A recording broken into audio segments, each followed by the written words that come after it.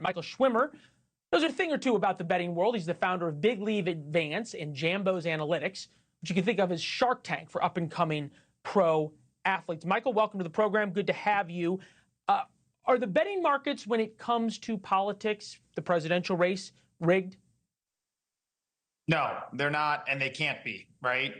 These are open markets, and you've referenced Polymarket, but there's 100 other markets out there, Betfair and a ton of others. So if you're going to bet big on one side of the market, and if it was actually rigged, right, they would artificially move it that way, and there'd be a ton of Harris money coming in on the other side to bring it back. Just similar like to a sports match. If you bet on the Commanders versus the Ravens and you keep doing that, there's going to be money on the Ravens on the other side coming in, right? So what you're seeing here is people let me see if I understand this right. Okay, so if you knew Kamala Harris was going to win, you were positive of it, and you wanted to bet in just straight up bet on it rather than currencies or whatever else, you'd put $30 million on Trump.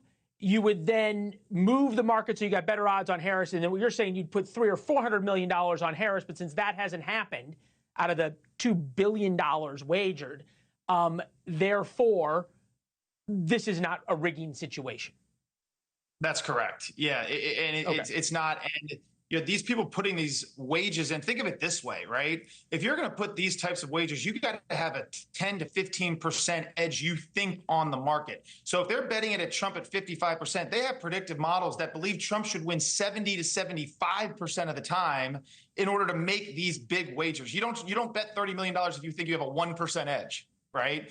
So what's interesting in all of this is the people that are making these bets actually think the market is so outrageous. And again, they're probably, it's like if you had a coin flip that you knew 65% of the time was going to land on heads, but you got one flip, how much are you betting on that? Right. And so these people, again, who are making these bets believe that the numbers are so out of whack. So what are they seeing? What are these models showing that the pundits and everybody else who's talking isn't seeing, who everybody tells me this race is so close?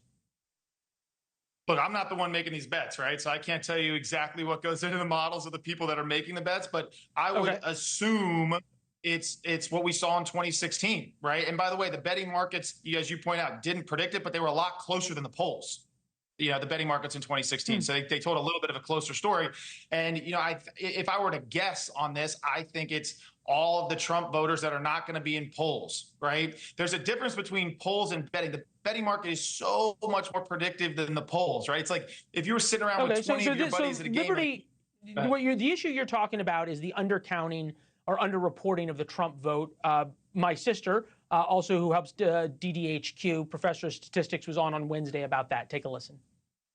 I think what's clear is that pollsters have been pretty good in the past about counting people, except when it comes to Trump. I don't think it's that out of the question that they're also undercounting him by 5 again, which means he would actually potentially win by a landslide.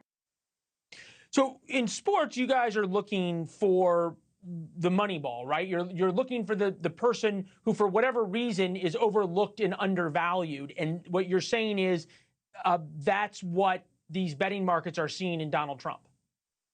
Absolutely. And think of it this way. If someone thought the other way, right, if someone really thought Harris had a 55% chance to win, that would be a 15% edge the other way. Where are those Harris bets coming? They're not coming. So therefore, nobody has models that think Harris can win at a 55% clip right now, or we would see a flood of money coming in on that side, which we're not seeing.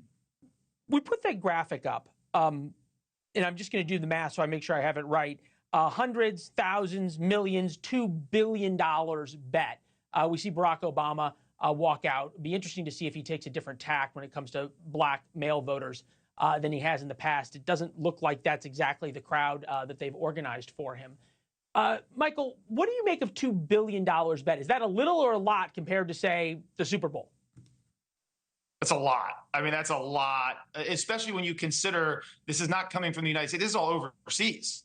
Right? I mean, this is a lot of. Isn't there a danger, though? I'm just thinking this out loud. You just said overseas. Isn't there sort of a danger in people overseas betting on the U.S. presidential election?